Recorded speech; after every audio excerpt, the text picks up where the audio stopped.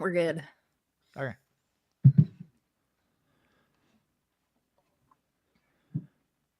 Ladies and gentlemen, we are friends, foes, Jedi, Sith, and all those in the middle. We are back. This is Star Wars Generations podcast, and there's so much of Star Wars we love to talk about. But if you are like us, you've been counting down the days, counting down the hours, counting down the minutes till Andor Season 2 goes live. Last night it happened at 8 p.m. Central Time. We got to watch the first 3 episodes. We're coming to you now on Wednesday. Hopefully this will go out to you by Thursday morning. We are super excited about it. We're super excited to have you part of the conversation. I'm joined right now by Aaron. Alex will be joining us soon. Aaron, what'd you think of these episodes? Okay, I'm going to be so real with you. Mm-hmm. So yesterday was a very long day of like school and work, and we had to do like a presentation to children, which is a high stress situation for me. I'm not great with kids. I'm really good with them, but they make me uncomfortable. That's fair. Yeah, so I got home at the end of the day and I finished all my homework at like 7:30, and I was like, I'm gonna watch one episode of American Dad, and then like Andor comes out, right? And so I watched one episode and then I'm like, God damn it. Like I smoked. I was like, I don't feel like getting into a political drama right now. Like, and so That's right fair. at 8:00, I was texting Alex and I texted him, Andor is out and I don't really want to watch it right now. At the exact second that delivered, he texted me, it's Andor time. Oh my God. And I was like, this is awkward. And I was just like, no, I'm just like so sad and down. And he was like, no, you got to do it. And I was like, no, I have a responsibility and I know it'll be good. And within like the first 20 seconds, I was locked the fuck in. Yeah. Yeah. Yeah. I can definitely get that feeling. And certainly, like, within the first couple minutes, it told us, by the way, if you thought last season was political, within 5 minutes, we have characters who don't have visas being chased down as farm workers. Like, this is, so, like, the fact they even used the word visas, it was so clearly set up to be about what's going on today. Everything in it feels ripped from the headlines and so good and so perfect for Star Wars. I think this is going to be a really fun season to talk about. I think it's going to hit hard. I think some of it's going to be hard to talk about. So far, overall, I was very locked in. There was one plot line that I wasn't wild about and that I thought was maybe kind of a little shaky, but the other ones I thought were fantastic, and I'm just excited to talk about all of it. Yeah, it was a really great kind of overview. I kept getting a little worried that we would spend too much time in one place because I'm like, damn, we only got 3 episodes for a whole year. And then they would like pick right up, and I was like, oh, we're good. Like, we're good. Yeah. We're going to get there to all the stuff. It was a really enjoyable watch. I did end up going through all 3 episodes, even though it had an early morning. It didn't end up being as late as I thought because each episode has like 7+ minutes of credits. Yeah.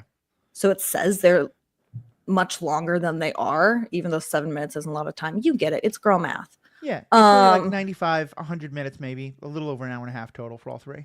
Yeah, exactly. So I watched through it and I was just so enthralled. And there are so many, just like, especially after the conversation we had on Monday with Alex about like our thoughts and ideas. And I was just like, there was just a few plot points that I just like was shaking my head laughing. I was like, no fucking way. Like, it's good. And we're going to talk about how some of the predictions we made that are already starting to come true, some things we were curious about, how Star Wars Rebels fans were eating this entire episode. And I want to save a lot of that for once our friend Alex joins us. But I think maybe the best way to talk about this is to kind of break it down into the different plot lines that were happening. And we'll start with one that I probably liked the least, even though some parts were really good, and that's Andor himself. And his journey about stealing a TIE fighter, an experimental TIE fighter, going to a planet to meet up with his rebel contacts, where it turns out there's a whole bunch of rebels fighting with each other on a planet that I'm pretty sure we're supposed to know is Yavin 4. And then eventually going to the farm planet and getting to rescue everybody. Let's just talk with that first opening scene where he's stealing an experimental TIE fighter. That's the TIE Interceptor that Thrawn was so excited about making, right?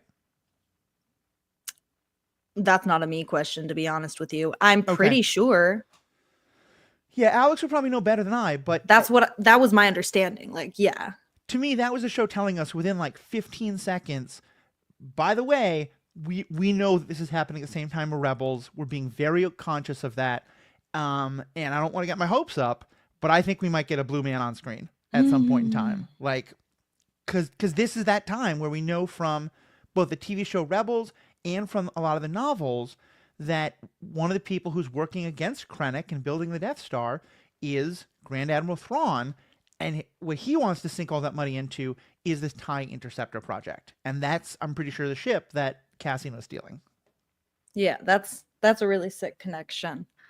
Sorry, I leaned away from the mic. That's a really sick connection. I love it how they tie in stuff like that. Tie, literally. Yeah, exactly. But yeah, I loved that opening scene because I was like locked in. I was like, ooh, he's on it. Like Cassian's got it. You know, and he has that conversation with that girl, and I'm like, yeah. And then he Mhm. goes up to the tie and he like shoots the droid, and I was like, damn, Cassian don't give a fuck. And then he gets inside the ship and he like boots it up, and I was like, damn, he's killing this. And then reverses backwards into the hangar, and I was like, you fucked that up so bad so fast. You know, And it just got worse and worse. as someone who recently bought a new car and has a couple times turned on the windshields when I didn't mean to, and my garage door might have a teeny bit of a dent when I reversed when I didn't mean to reverse. Mm. Driving a new vehicle is hard. Like, it's hard. You got to Yeah, figure things that's out. true. And yeah, I related to Cassian in that moment. Yeah, So- I just thought it was funny. I was having this moment of like, are they like comparing him to Anakin with like this confidence? He's about to like pull something crazy off. And I was like, oh no, that's more of an Anakin move to fuck it up immediately. But I don't think they're making a comparison at all. But like, Yeah. that's what it reminded me of for a second when Anakin's like got that confidence and then he just fumbled from there. He really did. So he goes from there. Once he gets away, he goes to another planet. That I don't think they said it, but I think because we saw the twin moons and things like that, that it is, or the twin suns, that it is supposed to be. No, not that. It was what? That's Tatooine. Yeah, no, that's Tatooine. What was? Because I remember thinking it was Yavin and seeing a number of people on social media talking about it being Yavin. But what was the particular clue we were supposed to see? Again, that's probably an Alex question. We'll pause and take this out. Yavin 1, Yavin 2, Yavin 3, Yavin 4.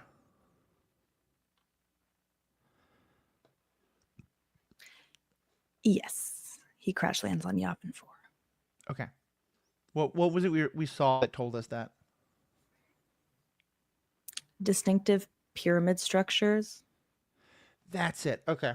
Cool. Which are actually ones that exist. Yavin was shot in Guatemala, which is importantly that's why Oscar Isaac wanted his character to come from Yavin because he himself is from Guatemala. So more cool tie-ins there. But yeah, that was the one plot line that I kind of struggled with. And I think I really got what they were going for. And this is where he spends time with this rebel group that the person he was supposed to meet up with has fled. This other group is sort of connected to them. It's this own group of rebels. They don't trust him. He doesn't trust them. And eventually they start fighting with each other. And I really liked what they were saying with that scenes. It just, and we'll talk about what it was, but like, it felt like it just went on so long. Did you get that sense, or were you really kind of locked in for all of that? I was pretty locked in. That was the storyline that I got scared he was going to be stuck there for the full like 3 episodes. And I was like, please, Cassian, like do something, anything. But honestly, I did love the bickering. Oh my God. I loved whatever the fuck it was when they're like, we've been trying to kill each other for 2 days. What if we lay down our arms and play a hand game? Yeah, space rock paper scissors was how they were going to try and figure things out. Which, 4-person space rock paper scissors with sound effects. That has happened in terms of like there are battles where people have like late stopped and been like, let's do something stupid just to settle this so we can all go home. Yeah, for me it dragged on too long, but I did love what was being said there because again, so much of this is commenting on what's happening in the real world, and for me, among other things, it's a reminder of like forming a rebellion isn't easy, and like it is going to be bringing a lot of groups together, And when you have a lot of secrecy, a lot of people aren't going to trust each other, and a lot of people are going to be pretty stupid. And like, if you don't think that's what happens when you try to form a resistance, go hang out on the online left on Twitter for a little while. And as a proud leftist, I can tell you it's hell out there a lot of the times, with a lot of people making a lot of stupid arguments against each other, and circular firing squad instead of having good discussions. And it just felt like this was such a commentary on all of that, as well as being great commentary on where Andor is now, because, you know, back in season 1, he was the one who didn't trust. He was the one who wasn't sure he wanted to get involved. And now he's the one who's locked in. Now he's the one who's like, you guys have your petty squabbles. I want to go hang out with the people who actually have their shit together, who got me to steal this ship. And yeah, it's like he's so locked in that he's now like, he was unsure. Now he's recruiting. He's not only recruiting, but he's telling the recruit the whole reason, or the whole thing that makes the rebellion worthwhile, is recruiting people. Right. And like helping them away from the Empire. Right. Like that is a huge change for his perspective on the rebellion and like the trust that goes into it. Yeah, he's 100% all in now. You know, even back at the end of season 1, he first comes back to Ferrix, you know, more to like try and rescue Bix and rescue his people. And, you know, that's not where he is now. And I think there's still a coldness to him. Like, he doesn't try to give a big speech to get all these rebels who are fighting with each other on Yavin to all join him. He's like, he's doing triage, basically. He's like, y'all are real stupid, and I'm going to cut my losses and just get out. Like, I think he would have been happy to work with all of them. But when they just got into the fighting and the arguing and then the space rock, paper, scissors, which involves some sort of like menacing dragon face, you know, I got nothing. He was happy to peace out. Yeah. It, honestly, like he was helping them. He was like, it's raining. Don't you want to bank some water? Right. Hey, it's foggy out. We haven't seen them in a while. Perimeter, anybody? Like, he's like spoon feeding them help, and they just like can't, and they go play a hand game about it. I think that's when he's like, I can't fucking do this anymore. Yeah. like fuck this. And then that animal came through at the perfect time. Just the best distraction on top of him already getting away. Yeah, I think that was another place where I rolled my eyes a little bit, because they'd said that there were monsters out there, and then they heard what was clearly a monster, and then all of them just stood around when they heard it and were like, oh, a monster. We could have never imagined that that would be the exact plot point that would happen right about now. But that's a classic Star Wars thing, you know. They love a good monster. There's always going to be a good monster. There's always going to be I have a bad feeling about this. You know, they're just some things that we're just kind of stuck with in Star Wars, and so I loved how with this monster, it's like, we just left him in his habitat. He was whooping their asses. Like, this is not like a find a monster, kill a monster story. This is monster gets his home planet and the other guy flies away. Yeah. I did like that. So often we wind up going off to kill the monster when it's not a monster. It's just a living thing, and we're kind of stomping all over its homeland. It's habitating, yeah. Yeah. So let's switch gears a bit, because then we get a rom-com. We got a fun little couple at home, and they're going through their struggles, and they're doing their best. And yeah, what'd you think about Dedra and Cyril? I texted Alex. I think it was in all caps. I went, the eye fuckers are domestic? Because of what he had said in our episode, which I guess is bonus, but he had mentioned that like the actors alluded to something. He was like, I think they were saying that they were just eye fucking the entire season. No, they're actual fucking the entire season. Yeah. So much so that she yells at his mother. Yeah. And actually that plot point or plot line is where I got the name. You can't see our screen names right now, but my screen name today is Cyril's Diva Flop. Yeah. Because how he gets upset and he goes, it just flops on the bed, just like face down. It was just, and it's like, it's been in so many sitcoms. It's a moment that's been in so many movies and stuff like that, particularly where there's Jewish humor, because it's like, she's not just this, but she fits very well into the trope of the Jewish mother. And like often the idea of like kind of the nebbishy boyfriend who can't challenge her until his girlfriend or wife, often who's, you know, not Jewish, but is willing to stand up to his mother. And he's like, oh no, you're fighting. But thank God someone finally stood up to my mother for me. And yeah, it was just beautiful. And the mother was just being as evil and awful as she's ever been. And I love her being just like calling calling her out, calling out the uncle, and being like, "We're not going to worry about what the uncle thinks anymore, because actually I'm in the real empire and he's just a joke." Mhm. Um, Down to like Cyril, like when Cyril got drafted into the Bureau of Statistics or Standards, whatever it is, last time, Mhm.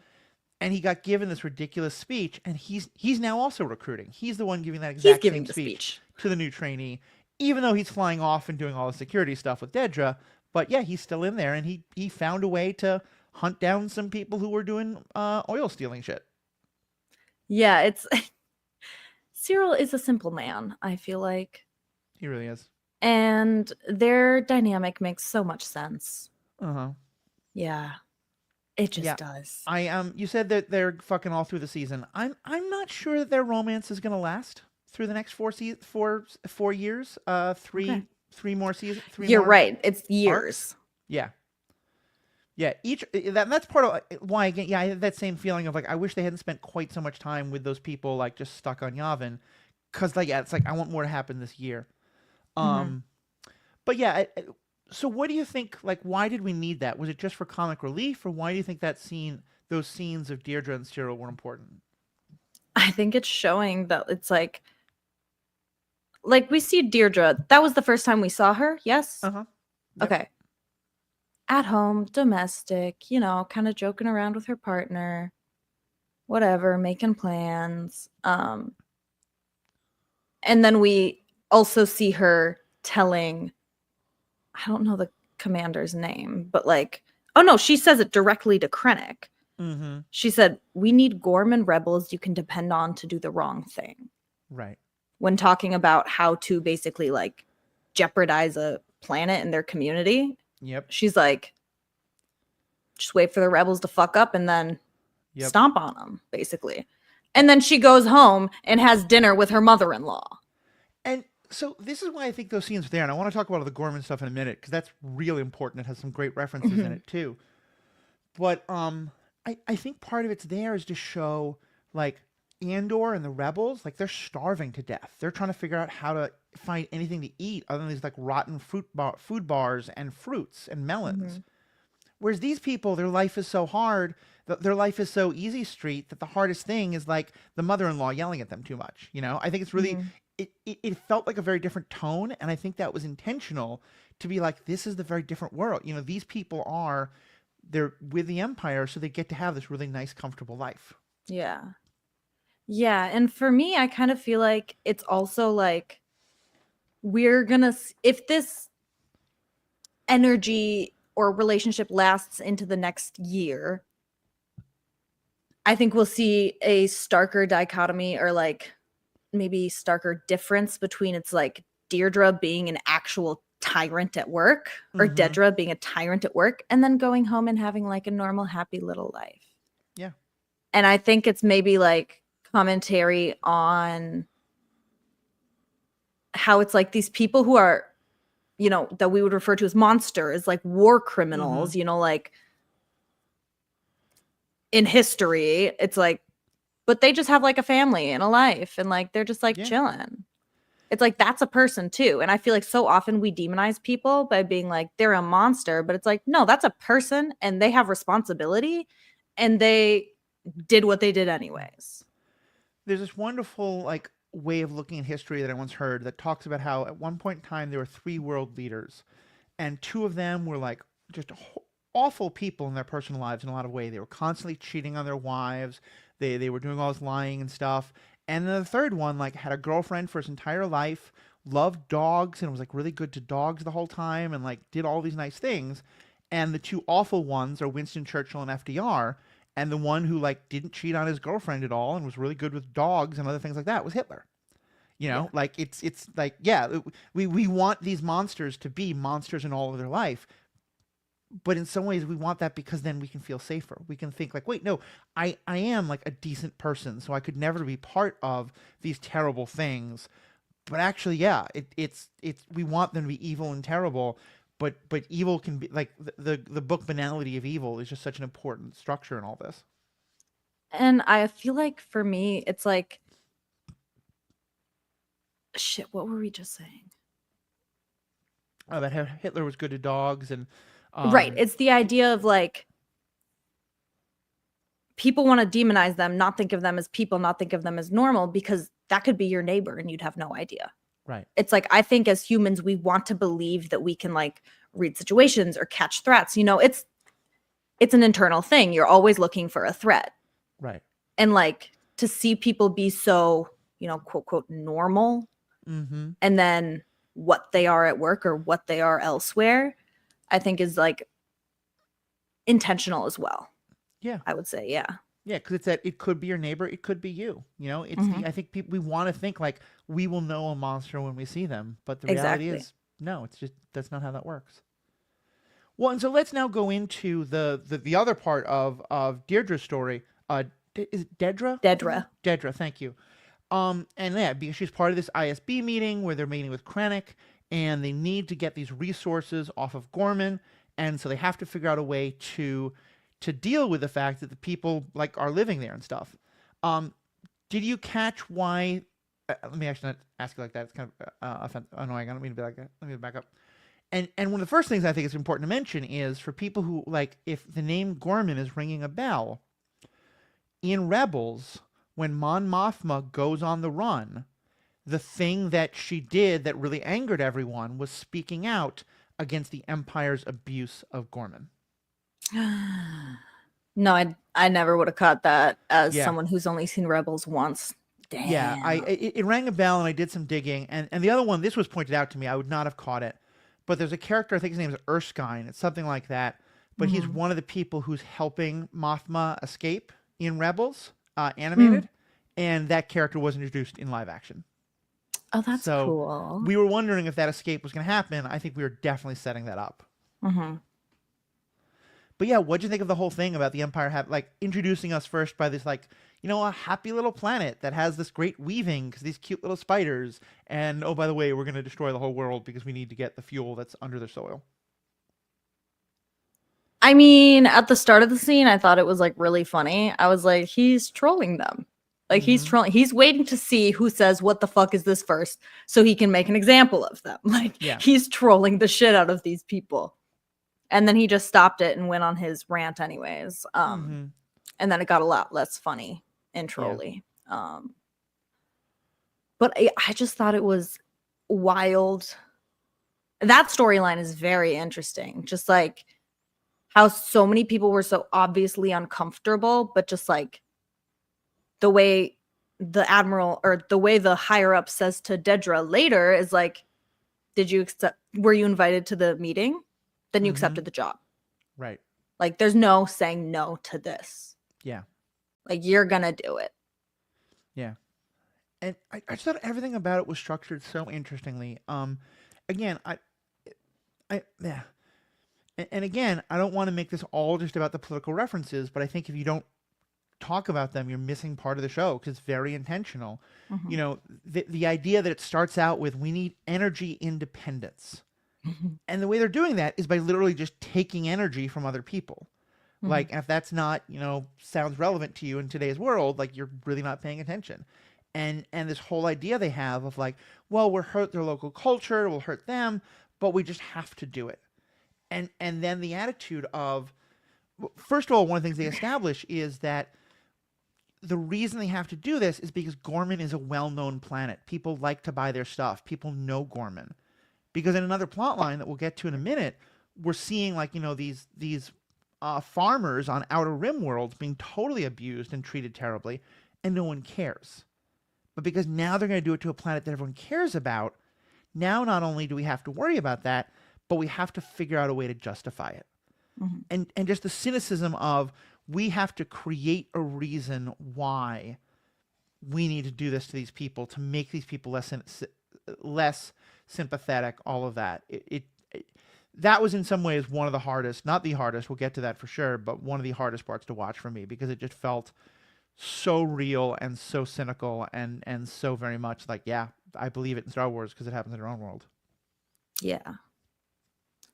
Yeah, it's very interesting that it's like we need a reason to oppress these people. Like how can we defame these people to the extent that we can just literally suck the life out of their planet? Yeah. Yeah, and probably have to evacuate most of the people out of the planet. Well, they say evacuation is ideal, but in case it's not possible, Right. we need another option. Yeah. Yeah, it might be they kill all these people off. Yeah. Which They just let the planet die with the people on it. and to me also it underlines that like it's easy to see Alderaan as the first time the Empire crossed that line, you know? And I think what we're getting here is the Empire has destroyed planets and entire civilizations before. It's just that the Death Star speed makes it much more efficient. Mm-hmm. You know, the Death Star, you just push a button, you do it in 5 seconds, instead of having this multi-year plan where you have to figure everything out and come up with all the fake evidence and all this stuff. Mm-hmm.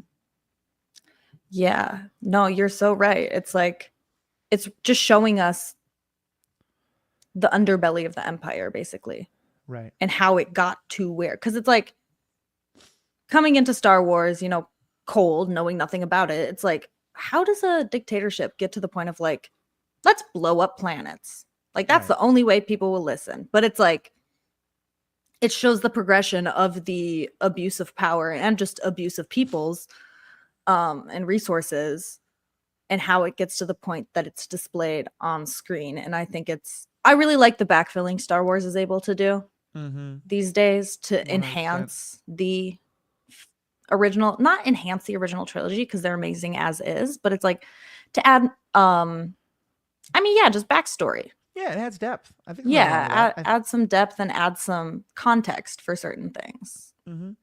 Yeah, and I think that's happened all across. You know, we talk a lot about how the Clone Wars added a lot to the prequels, and you know, a lot of the Mando shows and stuff have added a lot to the sequels. And while VOT is my favorite trilogy, I think it still needs some filling in. And as always, if you don't want the filling in, you can still just watch the original movies. Like it's not Yeah. going to change them in any way, shape, or form. Mm-hmm. But if you do want to know more about that, if you do want to know more about how did we get to the point where the Empire can just blow up a planet and not expect the whole world, the whole galaxy to say F you, this is how. This is the process we get through. Yeah. I would be remiss if I didn't mention one very important thing about the board meeting. Go for it. Because Alex isn't here. They dropped the actual use of unlimited power. Krennic is like, Krennic is like, you guys don't understand the importance to the Empire of unlimited power. Yeah. And I was like, no fucking way. He didn't have the mwahaha, but he definitely did say those exact words. He continued on with more stuff afterwards, but I didn't write it all down because I was just like, no way he said that. Yeah. No, that was awesome. How did you? I know you're a big Krennic fan girl. How did you feel about seeing him back? I'm a Krennic fan girl. You were really excited to see Krennic back. You like the swishy I mean, cape yeah, and all? I do like the swishy cape, and I like. Actually, yes, he is a very good villain. I do like his character a lot.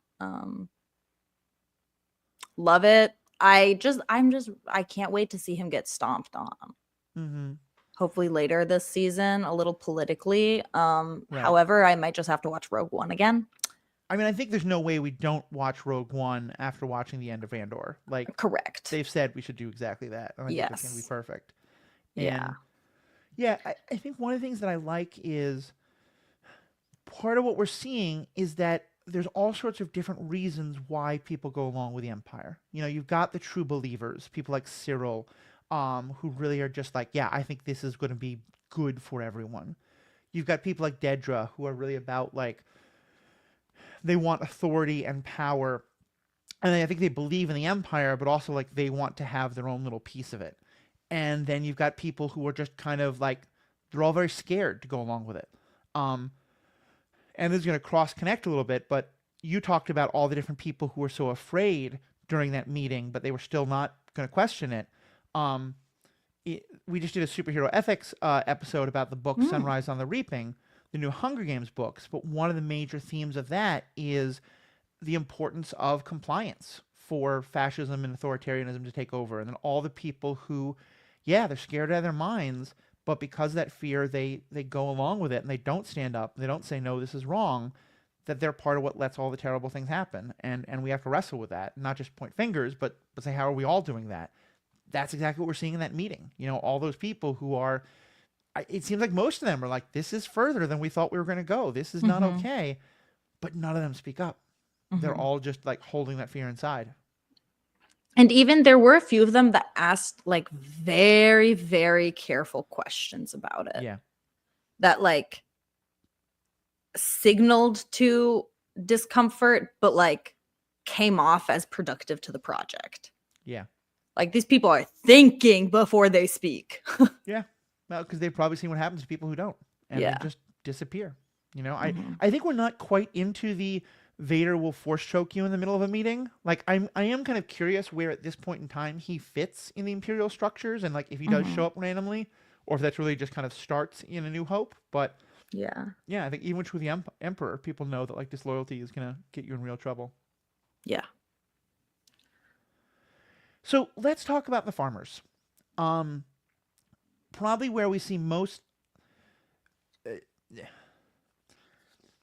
One of the other big plot lines that we have is that Brasso and Bix and a couple of the other people from that planet, from Ferrix, are all hiding out on. I don't think we ever get the name of the planet. We made. Oh yes, it's like Manu U. I think. What was the name of the planet?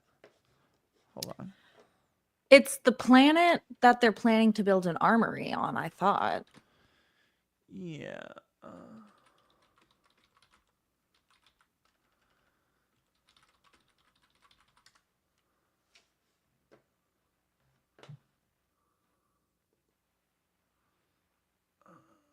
Planets of note.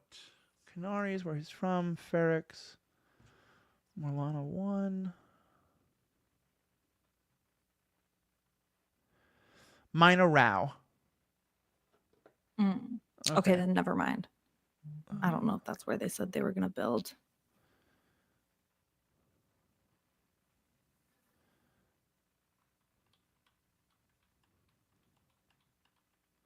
Okay.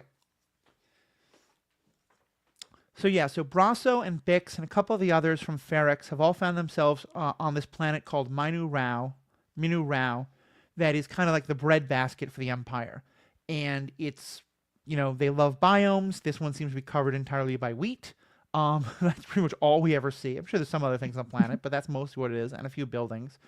And apparently, there's so much need for farming here that there are workers who come, like people who are refugees from other areas, often come here, and even though they don't have like the proper documentation, they are allowed to be on here. And because they're picking the, you know, they're doing the farm work that is needed because no one else wants to do it. Yeah. And but they're always at risk of someone coming along and saying, actually, no, I do want to check your paperwork. And if you think that the connection between this and real life is coincidental, they literally call the documents they're using visas. Yes, You they know, do. which is exactly what is being checked for, you know, who has a work visa, who doesn't, in terms of immigration happening in this country at this moment.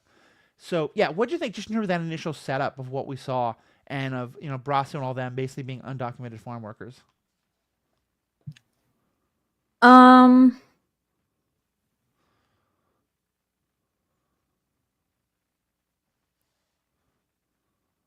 so for me, I kind of like was thinking back to like the chain codes from when Mm-hmm. the empire first began. That's what I was imagining. Yep. So at first I didn't fully connect it Okay. until I really like heard them say visa cuz okay, here's the thing, guys. Not only was I kind of sad last night, I had a lot to do. I had to do my laundry, clean my bathroom. So I was watching it on my phone, so I wasn't Mm-hmm. like staring at the screen watching the subtitles. Yeah. So I could have misheard things or missed things. But yeah, so it took me a second cuz in my mind, I'm thinking about the chain codes Right. and how they've just been implemented and how these people are on the run from the empire basically. Mm-hmm. And then when they were like planning out how to move and all that stuff, I was like, wait a second. This is feeling oddly familiar. Hmm. Yeah, and I think that was probably intentional. Like the chain Mhm. codes isn't something that's widely known in Star Wars. It comes from the Bad Batch, Yeah. but it's certainly been referenced in other things. But my guess is that that's exactly why they used this language because Mhm. chain codes doesn't have quite that same relevance, even though it's the same basic thing of like the documentation that allows you to be and work in a certain place. They're just trying to spell it out. Yeah, exactly.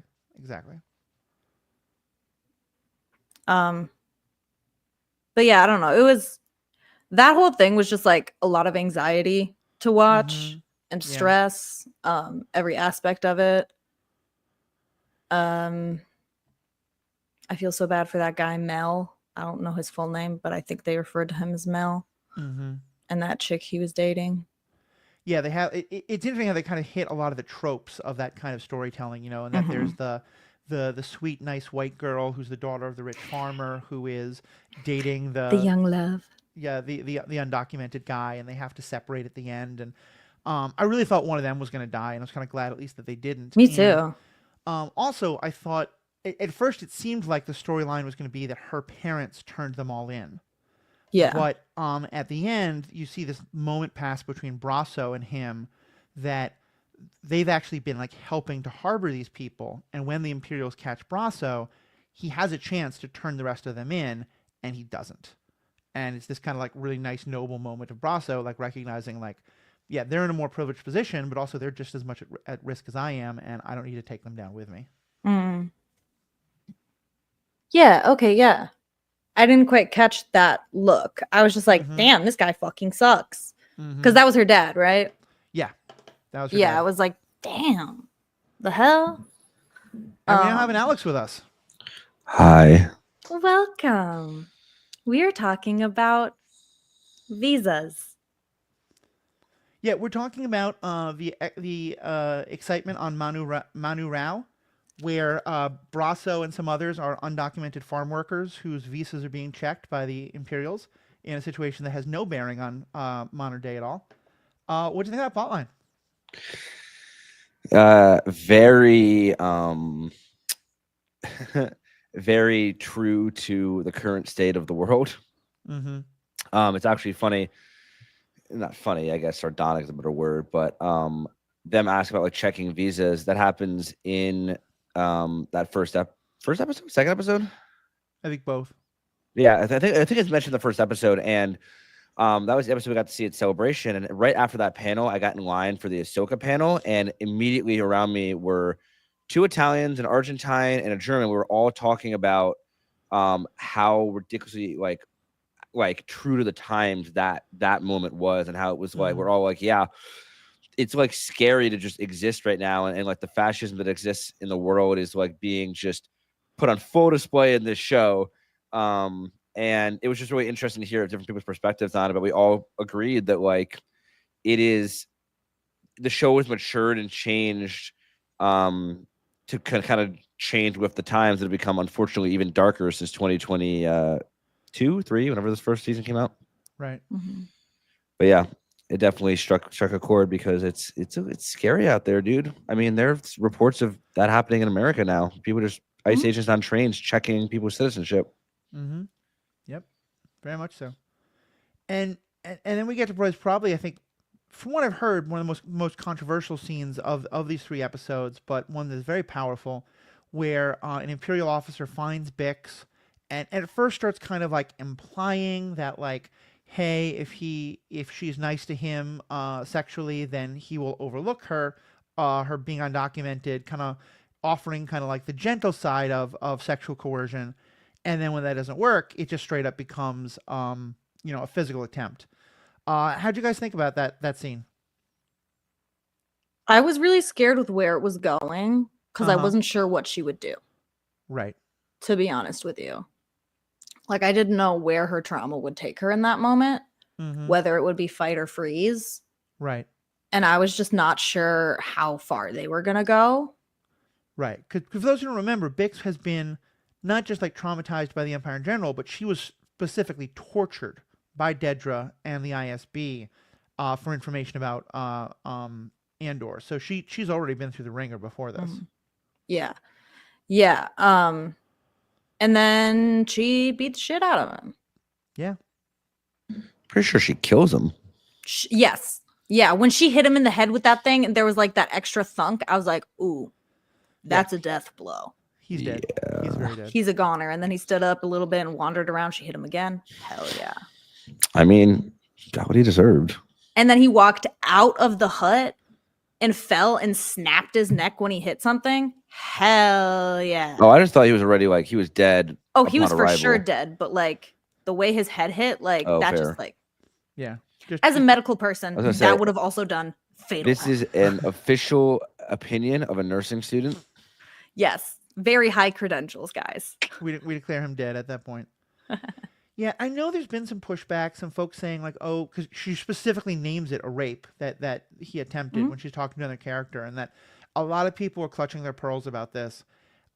We even had Star Wars theories saying like, oh, this would never happen, Vader would never allow this or anything like that. And I think it is utter nonsense because Mhm. while we have not seen this specific thing happen, you know, Jabba didn't put Leia in that bikini because he was worried she would overheat in big clothing. You know, that was Yeah. clearly for like sexual gratification.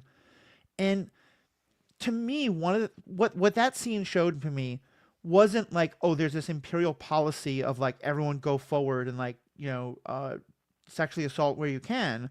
Yeah. But instead, it's just when you are authoritarian, when the rule is of power, not of law, the people who are doing under that are going to get away with whatever they can get away with. And so when they can steal from people, they're going to steal.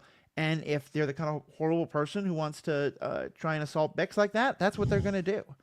And yeah, to me, it was a hard scene to watch. And I know for a lot of people it would be much harder than it was to watch for me. And I want to kind of acknowledge that sensitivity. And there's been some discussion about if there should have been like trigger warnings. And I think that's not a discussion I can really comment on. But in terms of like reinforcing for us just how bad things are and how not only from the top, but from like, you know, the little like guy running a patrol who thinks he's empowered to do these things, to do horrible things like this. Like it was important to show that. Yeah, I just want to just add that I think that not that it wasn't real already, but that scene to me really brought home just how, you know, how vile every level of the Empire is. And this is like, sure, he's an officer, but like, you know, this is a small time operation, and it feels like with every episode, my deep hatred for the Empire grows and grows. And it's meant to show you like they're not just these, you know, faceless stormtroopery bad guys who fight rebels on the battlefield. Like they are evil, thugged, power hungry, like men who are taking advantage of vulnerable populations across the galaxy. And I think Star Wars going dark like this is very interesting. I've wanted a darker Star Wars show. That was a disturbing scene. But I'm curious, like, as the show progresses, what else they show, what else they build to really hit home. Because they kept reiterating in the Andor panel and press leading up to this movie that this show, that it's darker, it's more mature, it's meant to really make you think about the people in the Empire. So definitely making me do that. Yeah. It's also unfortunately the reality of real wars that we don't like to think about. Yeah. And that's what happens in fascist countries if you let them go unchecked. Just saying. Not pointing any fingers. Alex, now you're with us again. Want to give you a chance. We kind of back up a little bit. What was kind of your overall thoughts on these episodes? I liked it a lot. I was a little. The very first time I saw the first episode, I was a little confused just because like Bix was in such bad shape at night, and then suddenly she was just okay working in the field, and I like threw me off for a minute. But once I got the pacing down, I understood better. I think it's just like the pacing is different from the first season. The first season was very, very slow, gradual.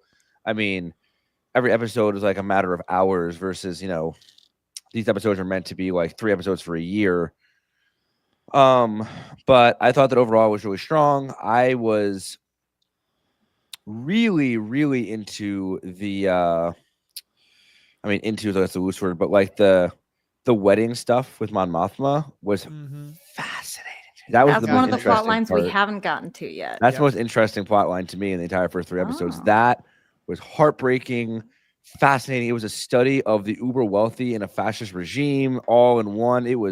I was a big fan of that whole sequence, and seeing Mon Mothma trapped in this Yeah. world of excess, and knowing that she's basically sold her daughter to try and form this rebellion. Fund the rebellion. Oh my god. Yeah.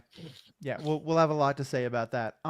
First of all, I just want to make note and confirm, because I think it may have sounded weird that like I had something to say and then Alex had something to say about the sexual violence conversation, and then we just moved on. Just to acknowledge, Aaron, you did not have anything else you wanted to add to that, correct? I think we were kind of pausing to let you jump in if you wanted to. No, I mean, I feel like I said my piece. Like Mm-hmm. something like that.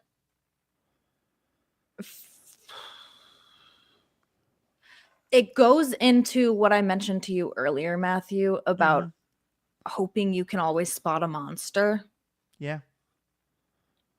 But you And can't. like, you could spot that monster immediately. Mm-hmm. Immediately. And like,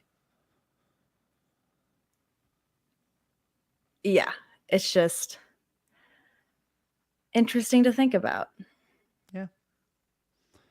No, I think for sure, and I think there's nothing in this that is being done unintentionally. And I'm sure we're going to see, continued discussion of threads like that. Mhm. So, Alex, though, the other two things I wanted to just quickly see if you caught or what your feelings were about, especially as Rebels fans. At the very beginning, the ship that Cassian steals, that's the TIE Interceptor that Thrawn's trying to build, right? Yeah. You're muted. Muted. You are muted. Listen to us when Sorry. we speak. Yep. That was indeed a TIE Interceptor with shields and hyperdrive. Yep. Yeah, so that's That was awesome. very cool. I'm trying to get my hopes up, but I think we might see a blue man at some point in the show. So we'll That'd see be if kind of crazy. that comes true or just mention to him. The other one was, and tell me if I'm wrong on this, but I'm pretty sure I'm right. The planet that the Imperials are talking about getting ready to just do these horrible things to, Gorman, that's the one that in Rebels, when Mon Mothma's on the run, she says the thing she did to piss everyone off was she gave a speech calling out the Emperor for the abuses of the people of Gorman. Right? Yeah. That's what I was in my sleep deprived state on Monday was trying to get at some point. I don't remember what I said. I rambled a little bit, but yes, absolutely. She that was her breaking point with the Empire. Finally, was she gave this giant speech about the attacks on the Gormans, which is why I tend to believe we're going to actually see that speech in this show and see her break from the Empire, which is going to be fucking hopefully fascinating. Which is also what I think would if we got a Palpatine cameo, that would be when it would happen. Well, and the fact that we literally are seeing the beginnings of that plot now is just, I think you were absolutely right. So great call on that. Mm-hmm. So let's talk about Mon Mothma throwing back shots and going out to a rave. Because there's nothing else she can do. What'd you all think of that plot line? It was my favorite. Yeah? How so? I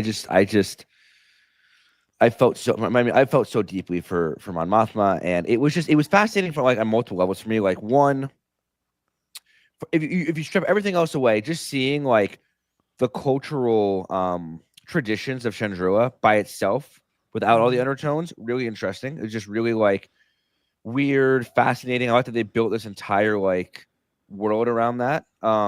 The actual visuals, the costume design, all of that was the choreography of the dancing, all of it spectacular. Then you look at the actual undertones of all the players that are there, and Mon Mothma having to juggle her drunk friend, who at first I thought was asking to be her lover, but then I realized was just asking for money.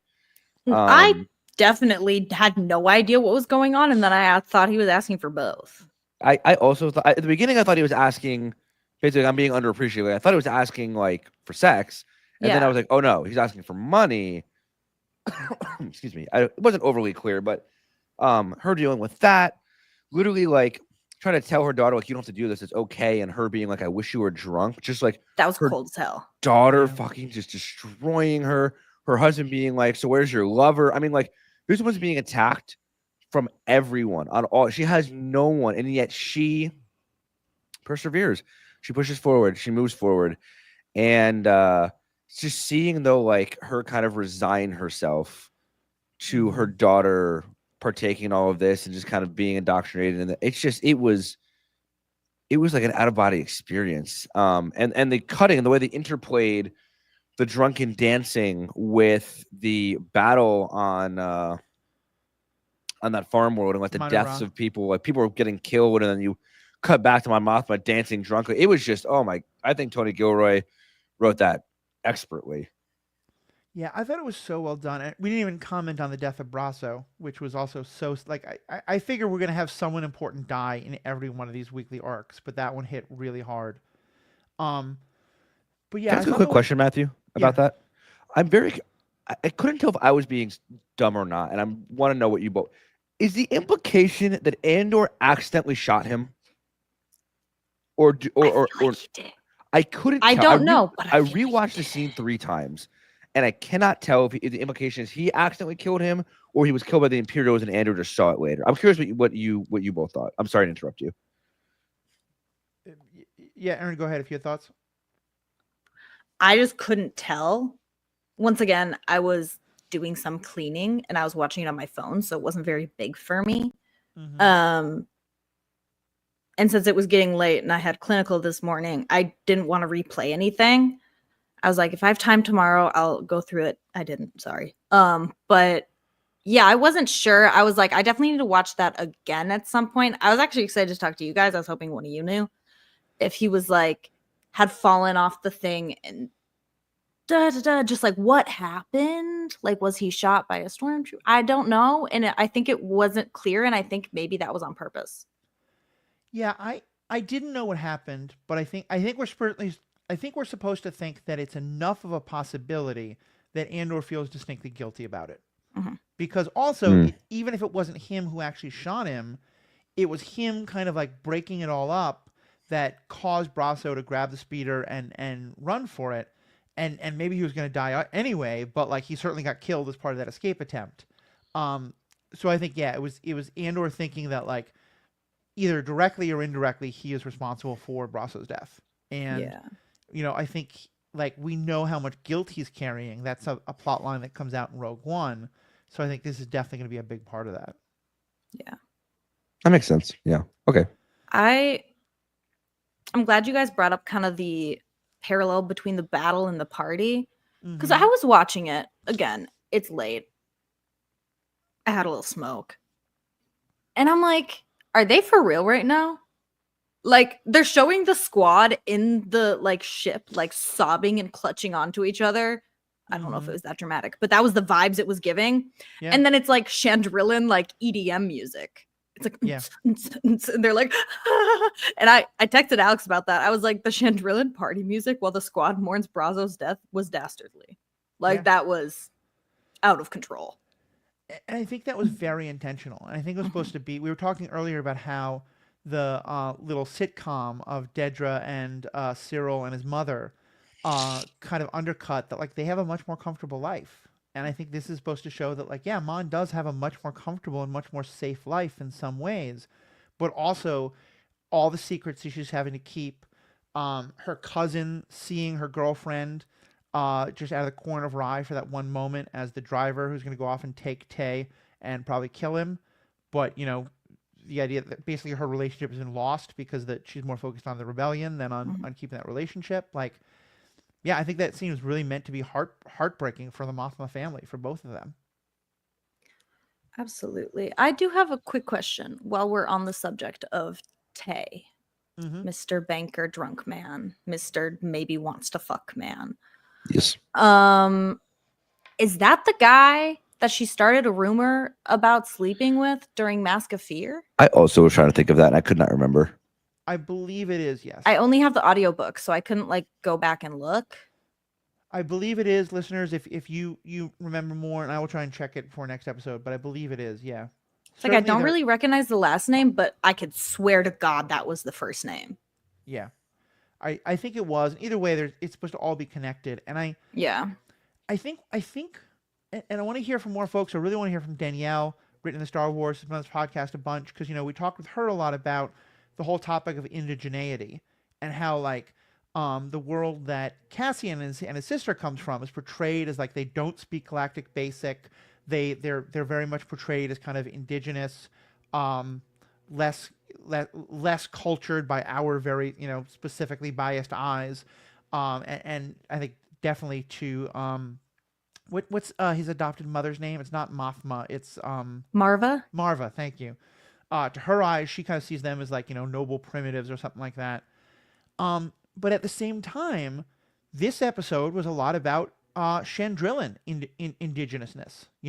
They speak in the language that they spoke before Galactic Basic came along. They talk about the rituals, and there's this statue that was 35,000 years ago when they were conquered. All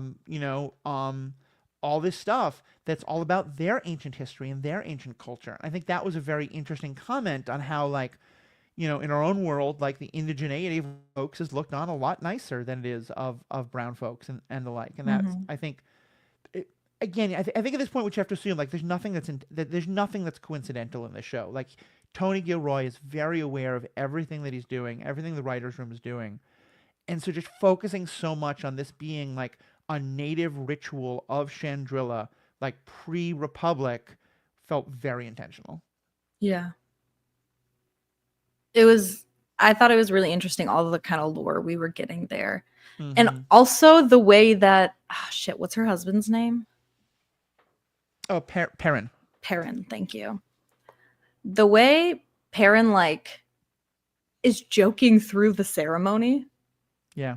He's like, well, I'm the dad, so I'm supposed to say this, so here you go. And now the next part I've got to do is this. So here, that man is so goddamn unserious. Like, I just cannot with him. Like, earlier in the episodes when she, like, asks him to deal with the parking thing, and then he immediately agrees to go to the bar with somebody. Like, he is just... I would hate being married to him, but he's kind of an entertaining character to watch. Yeah. No, I think it's true. And you kind of get why he's a good cover for Mothma in that way. And Lavender Marriage. Yeah, I really love. But just without. I really love that Lucian showed up at the wedding. Because that's, again, like, he's part of, like, Republic high society, and I guess is he supposed to be Chandrillan as well, or is he just like?